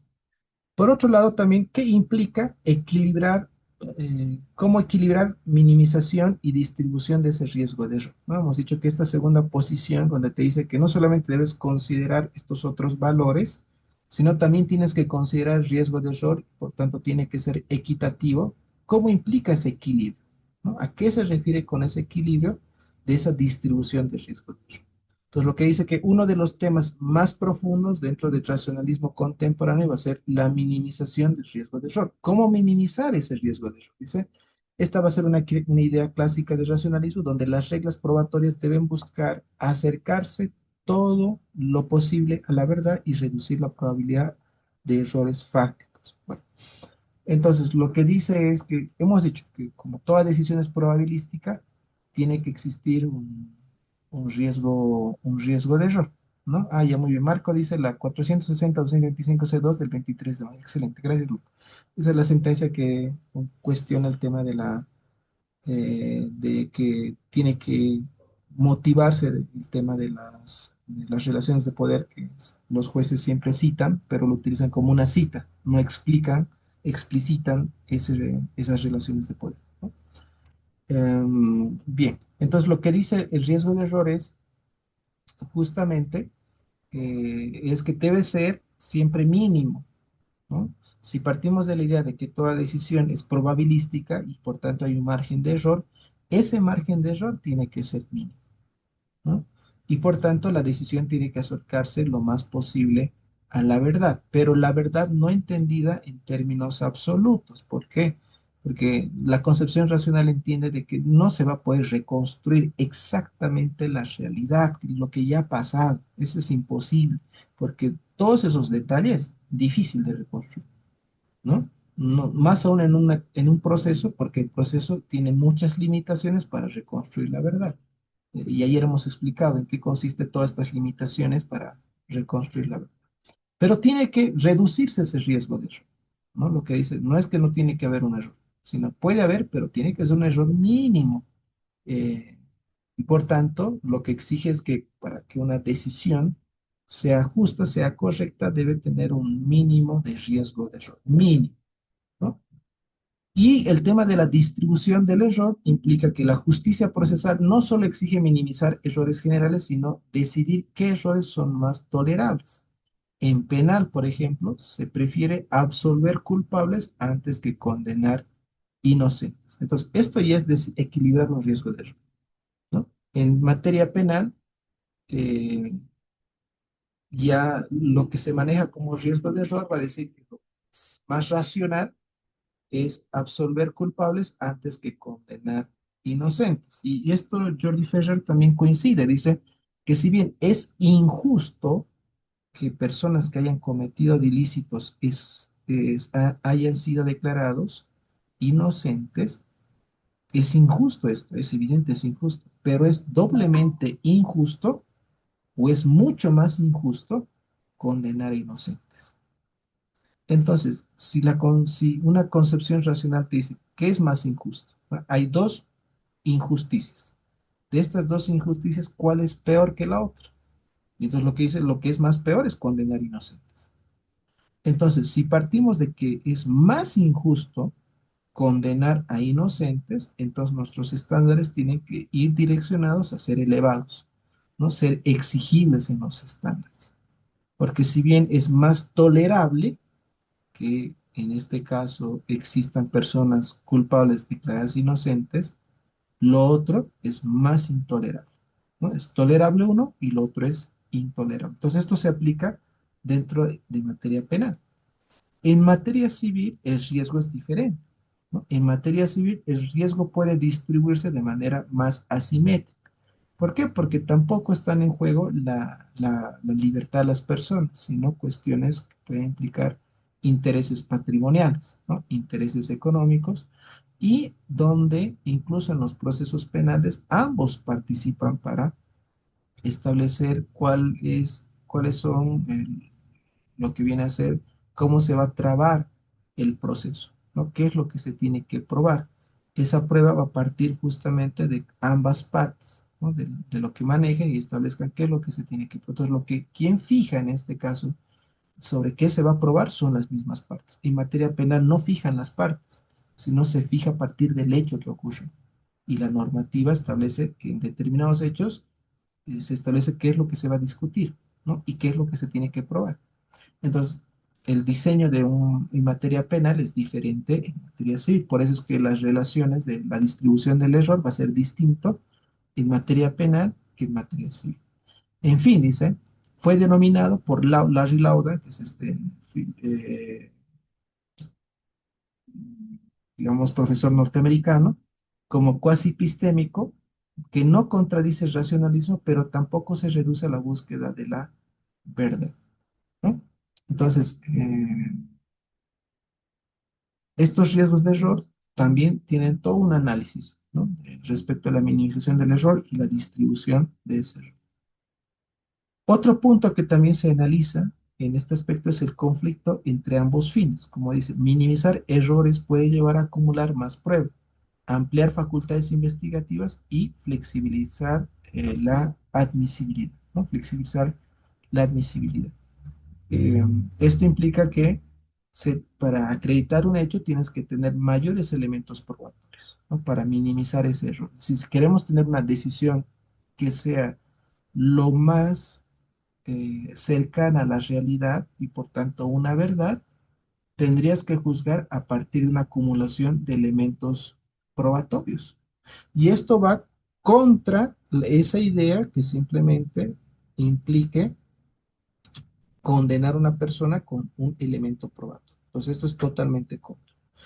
Sí, para minimizar el riesgo de error. Y esto es bien interesante, porque hubo un caso en el Tribunal Constitucional donde igual se ha analizado el caso de era una materia administrativa disciplinaria que le habían sacado una fiscal y solamente se estaba determinando en este caso, la eh, sanción gravísima de esta persona, ¿no? La falta muy grave que le llama, que implica una destitución directa, con declaraciones y que estas declaraciones eran contradictorias, ¿no? Y lo que dijo ahí el sumariante determinó y dijo, bueno, hay una sola prueba que son las declaraciones y con esas declaraciones voy a fundar, eh, en este caso, acreditar la falta muy grave en cual ha incurrido esta fiscal, por tanto se le tiene que destituir a la fiscal. Y entonces ahí, aplicando esta idea de que para que una decisión tiene que tener un mínimo de error, implica que ese proceso disciplinario tendría que tener una acumulación de elementos probatorios, ¿no? ¿Cómo es posible simplemente con declaraciones? Y es más, contradictorias. Es decir, ni siquiera tienes un cúmulo de elementos probatorios y te estás basando en declaraciones y a pesar esas declaraciones que tú has obtenido, que son tres o cuatro declaraciones, son contradictorias. Un testigo dice una cosa, otro testigo le dice otra cosa, ambos se contradicen y tú estás determinando a partir de eso, es decir, estás determinando la sanción muy grave a partir de, uno, solamente un tipo de prueba, declaraciones. Segundo, declaraciones contradictorias. Entonces, el resultado es que la decisión tiene un gran margen de error. No se va a poder reducir el margen de error si simplemente tomas en cuenta declaraciones y peor eso, son contradictorias. Entonces, fíjense cómo esto nos ayuda a pensar que una decisión que implique un margen mínimo de error es que se considere distintos elementos probatorios. Tiene que haber una acumulación de elementos. Mientras tu acervo probatorio sea más grande, entonces la decisión va a tener un mínimo margen de error. Pero para eso tienes que tener un acervo probatorio amplio, ¿no? Y para tener un acervo probatorio amplio, en materia penal, tiene que efectuarse distintas facultades investigativas. Y esto implica que también se tenga que utilizar razonamientos abductivos, ¿no? Una vez hemos dicho que un razonamiento es el deductivo, el inductivo y el abductivo, que implica a partir de una hipótesis que se forma, una hipótesis que se tenga, se tiene que empezar a formular otras hipótesis. Estas otras hipótesis en etapa investigativa marcan la línea de investigación, es decir, qué es lo que tienes que investigar a partir de las otras hipótesis que estás formulando. Entonces, a partir de esas todas las hipótesis que estás formulando que va a marcar tu línea de investigación, vas a ir recolectando distintos elementos probatorios. Y mientras más elementos probatorios se puedan recolectar en etapa investigativa, ¿no? Vas a reducir o minimizar ese riesgo de error. Y pero también para tratar de garantizar esa, esa minimización del error, tiene que haber una flexibilización en la admisibilidad. Claro, esto te dice, tampoco tienes que ser muy estricto en la etapa de la admisibilidad de la prueba, ¿no? De que tú descartes, por ejemplo, prueba que sea impertinente, ¿no? Aún tal vez esa prueba impertinente podría tener, ¿no? cierta relevancia para al momento de valorar esos elementos probatorios en conjunto, puedas llegar a una decisión correcta y minimizar ese error. Pero sí, claro, si estableces reglas de admisibilidad rigurosas, muy rigurosas, y eso es, por ejemplo, lo que Jordi Ferrer diferencia del sistema del common law del sistema del civil law, ¿no? Donde para los americanos, que claro, tienen un sistema judicial basado en jurados, eh, en materia penal, las reglas de exclusión son sumamente importantes, ¿no? Establecen tantas reglas de exclusión probatoria reglas de admisión de la prueba, que pocos elementos probatorios pasan ese filtro. Pero ya cuando pasan ese filtro, estos elementos, estas pruebas que han pasado el filtro de la admisibilidad son relevantes para determinar la inocencia culpable. Pero ellos se centran más en la etapa previa. En cambio, dice, en sistemas europeos de civil law, nos centramos no tanto en la admisibilidad, nos centramos más en la decisión que toma el juez. Si esa decisión no está sumamente fundamentada o motivada, ¿no? A partir de una correcta valoración de la prueba, impugnamos esa decisión. Entonces, el control no es de manera previa, es de forma posterior a la decisión del juez. Entonces, nuestra forma en que pensamos el tema de la valoración es muy distinta del sistema norteamericano, que el sistema europeo o del civil law. Entonces, tenemos diferentes tipos de lógicas al momento de valorar la prueba. Por eso es que en sistemas de civil law, las reglas de admisibilidad son más flexibles que en las reglas del sistema del común, ¿no? De este sistema norteamericano, ¿no? Para ellos fácilmente, claro, hacen caer pruebas en la etapa de admisibilidad. En cambio, nuestro sistema no es tan riguroso como el sistema anglosajón. Por lo tanto, ¿no? Para que se encuentre, dice, una decisión que tenga un mínimo de error, las reglas de admisibilidad deben ser flexibles, no tienen que ser tan exigentes para que, en este caso, todo ese acervo probatorio, todo lo que hemos podido recolectar, un 80 o 90% sea admisible. Para que este 80 o 90% sea admisible, flexibilizamos esas reglas de admisibilidad. Entonces, con eso ya tenemos más certeza de que van a existir más elementos probatorios. Pero si somos muy estrictos en el tema de la admisibilidad de la prueba, entonces vamos a ir limitando, reduciendo todo ese conjunto de elementos de prueba.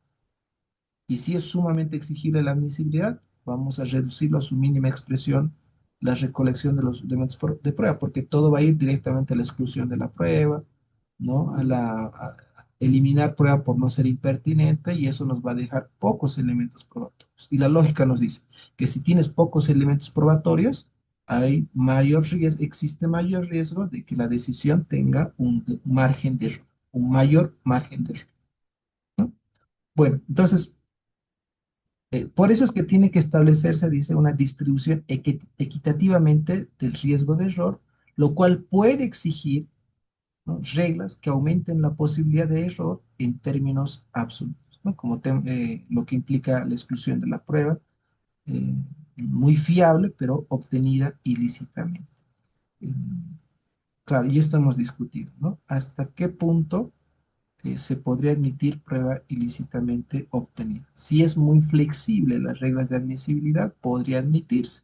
Si se aplican estos criterios de perspectiva, por ejemplo, fácilmente podría admitirse pruebas que hayan sido ilegalmente obtenidas, toda vez que se va a tratar de buscar otros fines, como determinar que la verdad es el fin absoluto o el fin último al cual los otros fines, como la garantía de los derechos fundamentales, tengan que sujetarse al primer fin, ¿no? Entonces, fíjese cómo la concepción interesa mucho en cómo el juez va a tomar una decisión, ¿no? Como el juez, pero si el juez entiende que estos fines coexisten con los otros y por tanto tiene que también garantizarse, nunca una prueba ilícita va a poder pasar el filtro de la admisión. No, no podría. ¿Por qué? Porque ahí estaríamos sobreponiendo estos otros fines sobre, o mejor dicho, interponiendo el fin de la verdad sobre los otros fines. Entonces ya no existiría una coexistencia, sino simplemente una imposición de la verdad sobre los otros fines. Asimismo, se establecen tres posiciones racionalistas que se van a debatir, como la posición de Ferrer, de Laudan y de Stein, ¿no? Ferrer, que implica que debe darse una corrección moderada del modelo clásico, que implica que la verdad es un fin primario, está muy bien, ¿no? Todo tiene que ir enfocado a buscar esa verdad. Y la distribución de riesgos solo justifica una categoría espacial de normas, ¿no? Los estándares de prueba, ¿no? Es decir, que ese riesgo de error, ¿dónde se tiene que disminuir? ¿No? No se tiene que ese riesgo de error debatir en el tema de la recolección de elementos de prueba, sino en los estándares probatorios. Si se establecen buenos estándares probatorios, vas a reducir el error. Entonces va a haber una minimización del error. Entonces aquí ya Jordi Ferrer tiene otra idea, ¿no? No es como la que estamos explicando en el sentido de que tiene que haber un conjunto de elementos, mientras más elementos probatorios existan, mayor probabilidad de que existan riesgos mínimos, ¿no?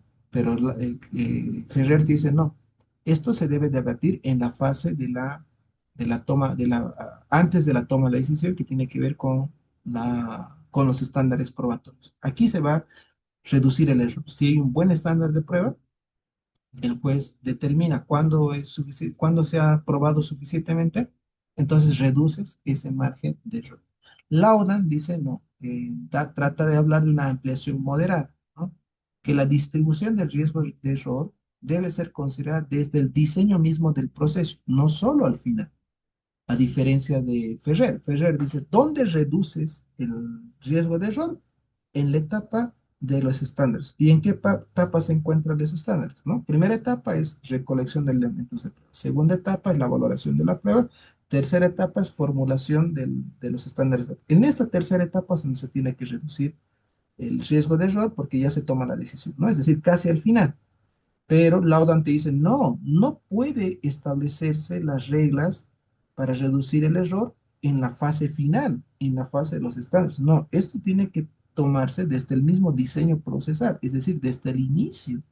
Desde el inicio tiene que establecerse normas que sean dirigidas a minimizar el riesgo de error. Por tanto, el diseño procesal es sumamente relevante para minimizar el riesgo de error, ¿no? Entonces es una posición totalmente contraria a lo que está diciendo Ferrer. Contraria en el sentido de la etapa, en el momento en que se puede reducir ese error. Stay toma una revisión más profunda del modelo clásico y dice que el fin primordial del derecho probatorio no es la verdad, sino la distribución justa del riesgo bajo incertidumbre. Esto implica no solo estándares, sino todas las reglas probatorias: admisión, corroboración, exclusión probatoria. Es decir, tal como estamos hablando de la primera idea, el riesgo de error se tiene que tomar desde el primer momento, desde la admisión de la prueba, desde la corroboración, desde la exclusión probatoria. Por tanto, la verdad no es el fin último del proceso. El proceso no tiene que enfocarse en garantizar la verdad, en tratar de buscar o encontrar esa verdad. No. El proceso tiene que garantizar otros fines, como son los derechos fundamentales, ¿no? Como son que se va o garantizar los fines contraepistémicos, que son aquellos que van a garantizar el fin de los derechos fundamentales, ¿no? El tema de la admisión, establecer reglas más rigurosas para admitirlo. En temas de corroboración, que se exijan mayores elementos probatorios para tomar una decisión. En temas de exclusión probatoria, se establezcan mayores reglas de exclusión probatoria para que no se admita prueba que vulnere derechos fundamentales. Por tanto, para Einstein, ¿no? Estos otros fines son sumamente importantes dentro del proceso que se tienen que garantizar. Cuando se garantizan todos estos otros fines en las distintas etapas del proceso, la decisión que se va a tomar va a tener un mínimo de riesgo de error. Un mínimo de riesgo de error, ¿no? Entonces, tanto Ferrer como Laudan como Stein tienen diferentes perspectivas para reducir ese riesgo de error, ¿no? Para reducir el riesgo de error. Entonces, esto hay que analizar, ¿no? Para ustedes, ¿dónde estaría o cuál sería, digamos, la recomendación o en este caso la sugerencia que sea más apto para reducir el riesgo de error? ¿La sostenida por Ferrer, la sostenida por Larry Laudan o por este, ¿no? ¿Cuál sería más racional adoptar para que se reduzca ese riesgo de error? Los tres, en conclusión, digamos, coinciden en que una decisión siempre va a tener un riesgo de error. La idea es cómo minimizar esos riesgos de errores. Cada uno tiene diferente fórmula, ¿no? Para reducir esos riesgos de error. Y ya en esta última parte dice, se debe regular más estrictamente la valoración de la prueba para reducir esos riesgos de error. El racionalismo clásico defendía la libertad de valoración, entendida como que los jueces deben evaluar racionalmente la evidencia según criterios epistémicos, ¿no? ¿Esto qué implica? Que una manera de poder regular esa valoración probatoria, es decir, que el juez tenga esa libertad probatoria, implica que el juez valore libremente la prueba, ¿no? Eh, pero esto, obviamente, la contraposición a aquello es cuando un juez no tiene libertad probatoria, cuando, hemos dicho, la normativa establezca ya la valoración, cuando la norma diga. En otros casos, cuando exista prueba tasada, la prueba tasada lo que hace es ir contra la libre valoración de la prueba. La prueba tasada le quita la facultad de que el juez pueda probar.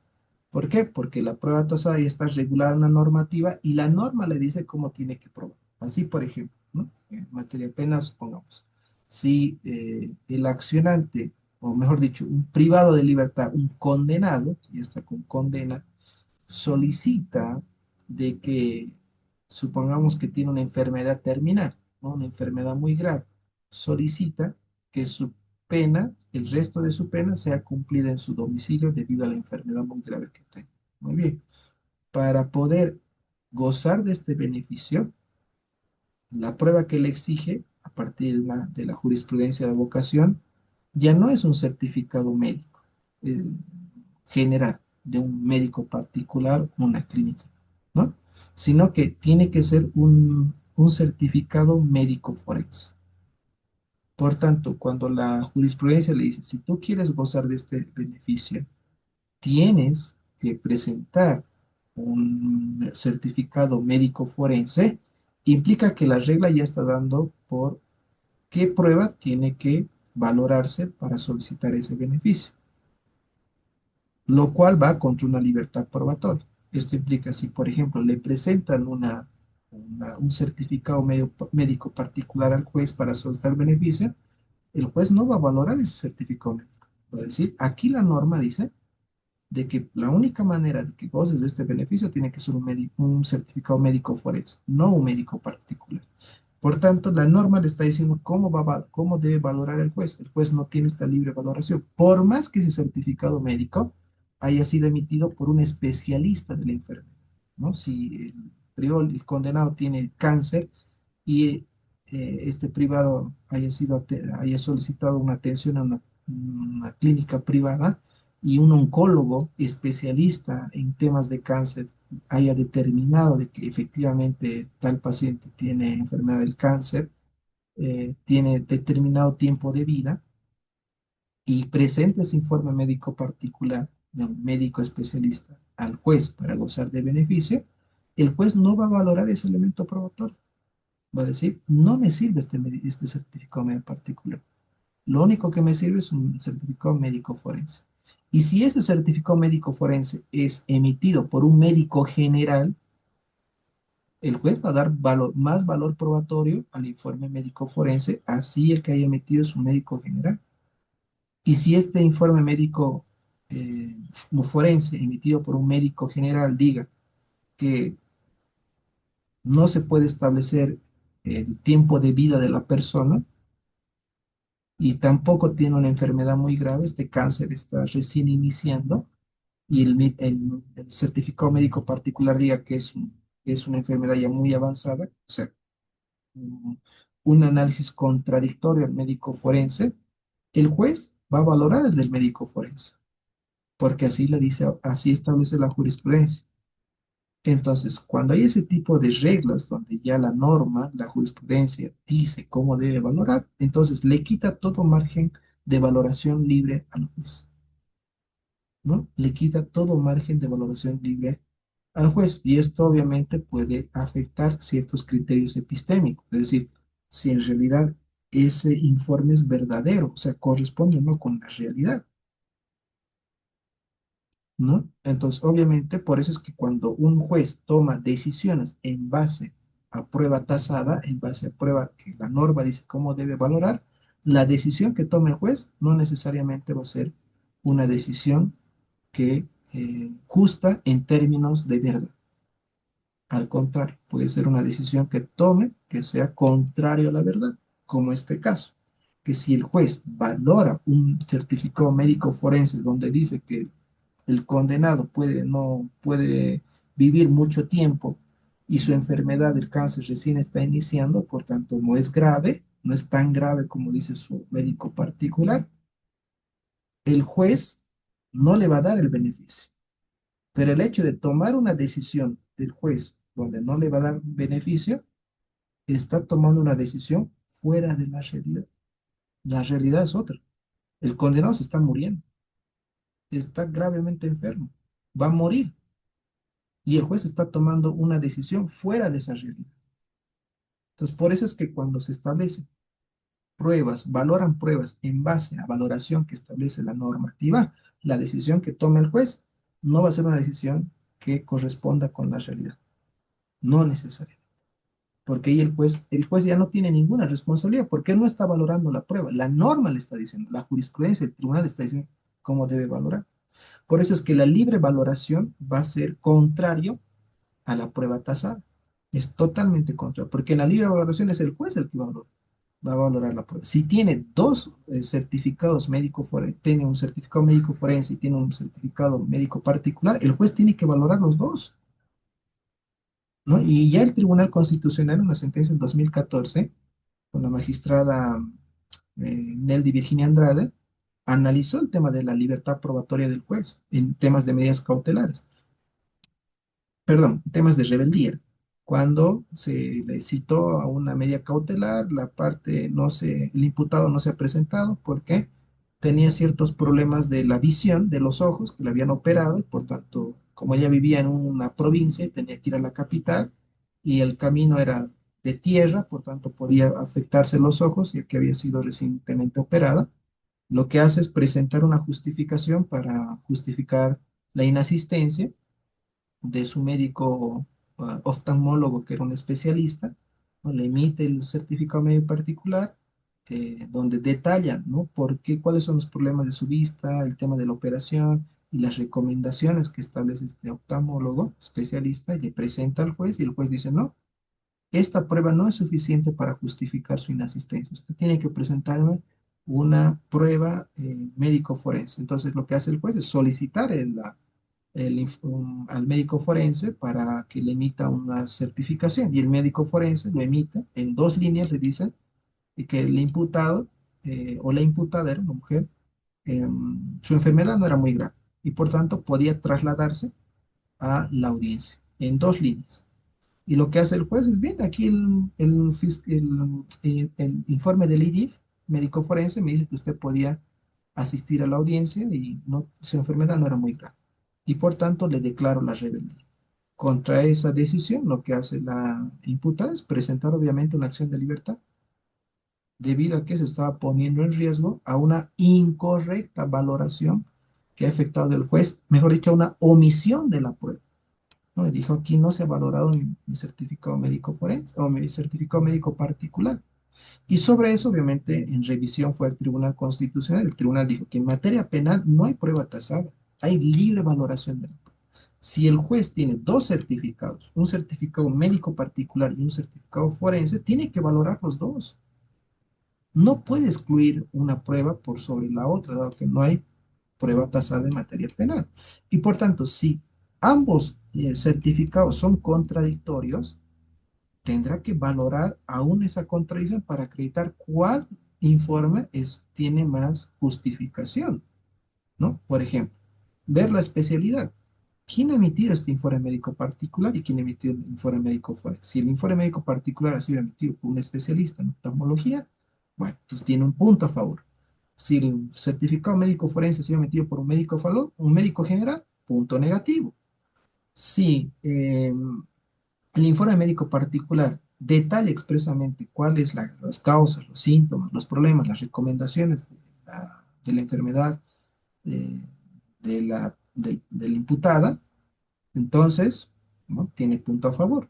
Si el informe o ese certificado médico forense simplemente en dos líneas o tres líneas dice, no explica, no hay un desarrollo en de qué trata su enfermedad, cuáles son las consecuencias que puede producirse, si es que está expuesta, qué sé yo, a cierto tipo de polvo o cualquier cosa que le pueda afectar sus ojos, si no hay un desarrollo de la enfermedad, entonces, ¿cómo se puede dar mayor valor probatorio a un informe médico forense? Entonces, cada uno de esos aspectos el juez tiene que valorarlos para decir cuál es el informe que obviamente tiene mayor credibilidad. Y tercero, supongamos en el caso de que ambos informes, tanto el particular como el forense, estén ampliamente justificados, sean emitidos por especialistas, pero tengan resultados contradictorios, el juez tendrá la obligación de llamar a un tercero. Y ese tercero tendrá que dirimir y dirá, bueno, ¿cuál de los dos informes es más creíble? En base a la valoración también que efectúa el imputado. Y con eso, obviamente, tienes una decisión que implique menos riesgo de error.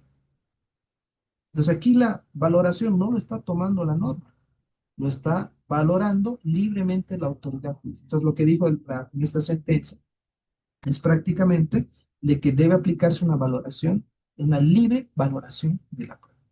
Y esa libertad probatoria es lo que le da mayor grado de análisis a la autoridad judicial para que la decisión que tome tenga cierta racionalidad y corresponda con la realidad. O, digamos, en lo probable, más cercano, toma una decisión con la realidad, ¿no? Y el riesgo de error, por supuesto, tendría que ser mínimo, porque ha efectuado una amplia valoración de. Y esta valoración no ha sido establecida por una norma, sino únicamente por el juez. Entonces, todo esto tiene una implicancia en el tema de la valoración, de la libre valoración de la prueba, ¿no? En la libre valoración de la prueba. Bien, entonces hay muchos aspectos que vamos a ir debatiendo sobre esto, porque son muchos puntos que nos lleva a reflexión, nos ayuda a analizar este tema de la racionalidad probatoria y de cómo se construyen los hechos y cómo se toman las decisiones, ¿no? Y por qué es relevante el tema de los hechos y el tema de la valoración de la prueba que acreditan esos hechos y las diferentes, por supuesto, concepciones que se tienen de cómo estos vienen a justificar, ¿no? Este tema de cómo se deben valorar la prueba. Bien, consultas, dudas que tengan, comentarios para ir concluyendo esta clase y la siguiente vamos a comenzar una media horita antes para reponer esa media hora que nos hemos hoy día retrasado.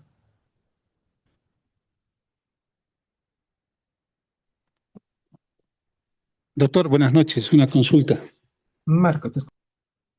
Doctor, apartándonos un poco de los temas que hemos tratado en esta clase, dentro de un caso que estoy atendiendo, el juez de la causa ha establecido la concurrencia del numeral 5 del artículo 234, el haberse aplicado una salida alternativa por un delito doloso.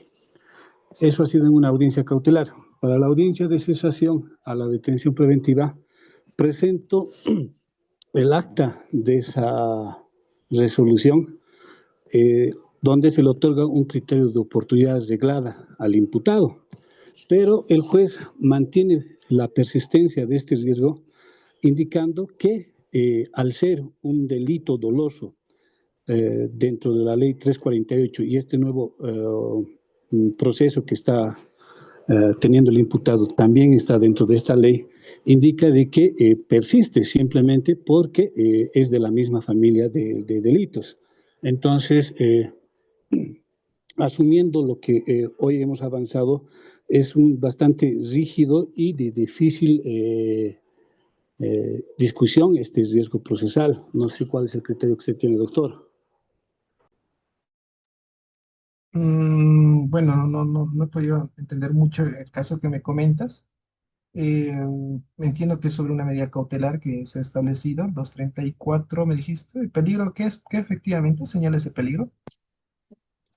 Es el riesgo procesal del artículo 234, numeral 5, el habérsele aplicado una salida alternativa por un delito doloso. Este hecho nace de una salida alternativa de criterio de oportunidad reglada de abril del año 2016. La Fiscalía acredita este riesgo con un extracto del sistema JL2. ya para una audiencia de cesación, consigo el acta de esta audiencia donde el juez acoge la solicitud del Ministerio Público y en su parte resolutiva extingue la acción penal, pero el juez sigue acreditando la concurrencia de este riesgo, solamente indicando de que ese antecedente es dentro de un delito de la ley 348 y este segundo proceso que tiene después de 9 años también está dentro de la ley 348. Entonces es de difícil enervación este riesgo a criterio mío, doctor. Tienes razón, ¿no? Claro que prácticamente sería por un delito, por el hecho de ser la 348, se ha establecido de que concurriría ese delito. Tienes razón. Entonces aquí creo que eh, claro, aquí ya está estableciendo, ¿no? De que solamente con un delito específico, por considerarse aquello, se tendría que acreditar ese riesgo procesal. Y la única manera es que se elimine ese proceso o ese tipo de delito, que es un otro proceso que se ha llevado y que para enervar. Es muy cuestionable, por supuesto, aquello, ¿no? Porque no habría la manera de desacreditar esa, ¿no? Si es que se ha fundado en ese tipo de delito. Lo analicemos la siguiente clase, Marco. A ver, voy a buscar también jurisprudencia sobre este riesgo Perfecto, doctor.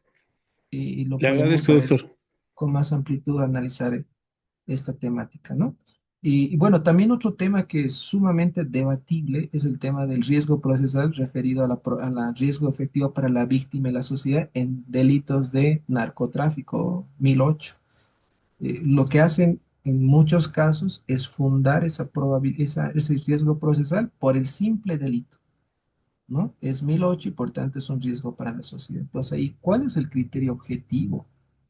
Y eso en el tribunal se está discutiendo para tratar de dar cierta racionalidad, porque si te van a acreditar el riesgo procesal porque has cometido el delito de narcotráfico, bueno, por el mismo hecho de haberlo cometido, ya se acredita el riesgo para la sociedad. Pero esto tendría que basarse más en criterios, ¿no? Objetivos, es decir, cuál es ese riesgo específico de la sociedad, qué acciones en realidad implique o implica, mejor dicho, que haya tomado el imputado que esté afectando a la sociedad, pero no simplemente por el mismo delito, porque eso implicaría que igual cualquier tipo de delito que sea riesgo efectivo para o delito de violencia contra la mujer puede implicar eso también un riesgo para la sociedad y te acreditan por el simple tipo penal, ¿no?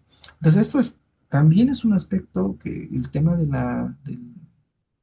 este tipo de riesgo procesal, de peligro efectivo para la víctima de la sociedad, que en el tribunal creo que se tiene que no ha sido muy expreso, ¿no?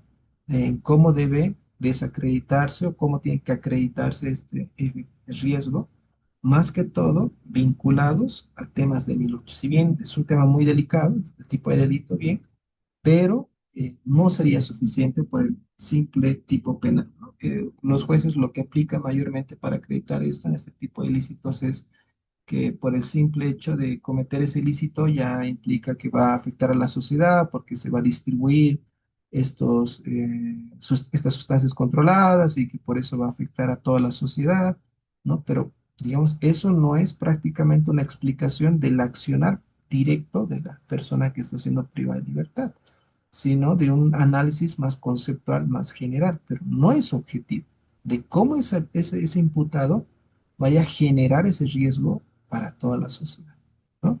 Entonces, esto igual es un tema muy debatible que el tribunal está analizando. Creo que no hay una sentencia que haya sido más puntual, ¿no? Hay unas sentencias que dan ciertos criterios, pero aún creo que no es suficiente en este tipo de ilícitos, ¿no? Tal vez en otros ilícitos, tal vez el riesgo para la sociedad sea más fácil de poder determinar, pero en temas de 1008 se ha podido encontrar que son muy, muy, muy subjetivos los jueces, ¿no?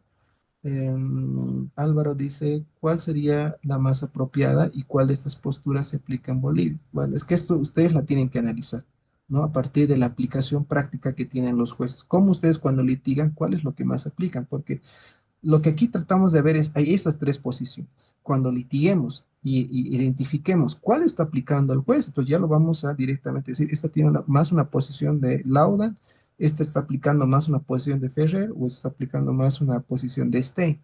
Entonces ahí ya identificamos, pero generalizar, esto podemos incurrir en una generalización, es decir, que el hecho de que yo, por ejemplo, haya visto a tres jueces y diga, esto se aplica en Bolivia, eso es una generalización que puede incurrir en un error, porque puede ser que los jueces de en La Paz, los jueces de Cochabamba, los jueces de Santa Cruz, que no necesariamente tienen la misma forma de interpretar la norma y valorar la prueba, pues apliquen a uno solo, ¿no?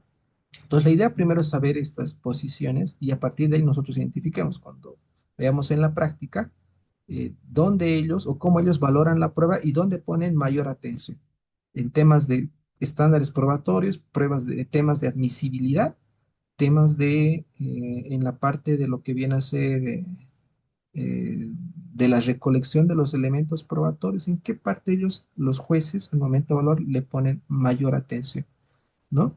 Y cómo ellos tratan de darles relevancia a cuál fin, a buscar la verdad o garantizar otros fines también. Si es buscar la verdad, esto, por ejemplo, lo van a encontrar cuando si un juez aplica perspectiva de género. Basta que aplique perspectiva de género, su finalidad es buscar la verdad a toda costa. Y esto va a implicar, reitero, admitir incluso prueba ilícitamente obtenida o prueba que vulnere derechos fundamentales, porque para el juez, acá, el objetivo es buscar la verdad. Y si este elemento probatorio, así haya sido, por ejemplo, grabaciones sin el consentimiento de la otra parte, lo admita. Y con esas grabaciones se tengan mayor elementos probatorios para determinar esa verdad, ¿no? Más aún si son delitos, ¿no? Que si para el juez considera que son sumamente relevantes o son delitos que tengan que ver con sectores vulnerables contra menores y va a determinar que debe aplicar ciertos enfoques, ¿no? De interseccionalidad, enfoques de perspectiva de género, enfoques a favor de menores de edad, ¿no? Entonces aplican estos enfoques para flexibilizar la admisibilidad. Cuando ya se flexibiliza la admisibilidad de los elementos probatorios, ya esto nos da una pauta de que el juez quiere buscar a toda costa la verdad. Y sobre esto el juez aplica principios de verdad material. Entonces, el enfoque que tiene es prácticamente, ¿no? Mejor dicho, la perspectiva que está aplicando el juez es aquí direccionada a buscar la verdad como fin último del proceso. Entonces ahí ya estamos tratando de percibir cómo entiende este juez, en este caso, la finalidad del proceso, ¿no? Entonces, tanto Ferrer como Lauda como este entienden que el proceso tiene distintas finalidades, no coinciden ambos necesariamente en los fines del proceso, ¿no? Entonces, ¿cuál es para ustedes? Entonces, eso tenemos que analizar cada uno. ¿Cuál sería la más racional? Creo que para mí, en lo particular, es aquella que no solamente el fin es la verdad, sino también el respeto de los otros fines, como son los otros derechos fundamentales, criterios de exclusión probatoria o también lo que llaman los fines contraepistémicos, porque no se podría encontrar la verdad a toda costa, ¿no? Porque también hay ciertas garantías mínimas en el derecho penal que se deberían garantizar dentro del proceso penal, aunque claro, eso es un riesgo de error, obviamente, eso también implica un riesgo de error, porque garantizar estos fines en algunas ocasiones va a tener como objetivo no poder encontrar la verdad, porque vas a reducir, es evidente, vas a reducir tu acervo probatorio. Y mientras no tengas mayor acervo probatorio, el objetivo de encontrar la verdad se va a reducir y eso puede implicar un riesgo de error. Por eso es que es muy interesante porque todo implica un riesgo de error y ustedes tienen que ser conscientes si aceptan o no ese riesgo de error, ¿no? Entonces, implica también tratar de ser conscientes con que si aceptamos o no nuestros riesgos de errores, si es que aplicamos ciertos criterios, ya sea de Lauda, Stein o del mismo Fisher, ¿no? Bien, entonces nos vemos la próxima clase. Media hora antes les vamos a anunciar a través del coordinador la clase y vamos a seguir analizando sobre, es amplio, ¿no? Y vamos a tratar de terminar con el tema de la motivación, que también es un aspecto importante sobre la motivación interna y externa de la decisión judicial, ¿no? Eso es otro tema, temazo, para poder también analizarlo a partir de estos autores que analizan bastante el tema de la motivación. No, reitero esto más, estamos enfocados en temas de hecho, no estamos analizando interpretación de la naturaleza. Esa es otra problemática, que es otro mundo Pero creo que esto es más también interesante, que es poco estudiado, es algo muy nuevo que estos autores han desarrollado. Nos vemos la siguiente clase entonces, estimadas y estimados. Buenas noches.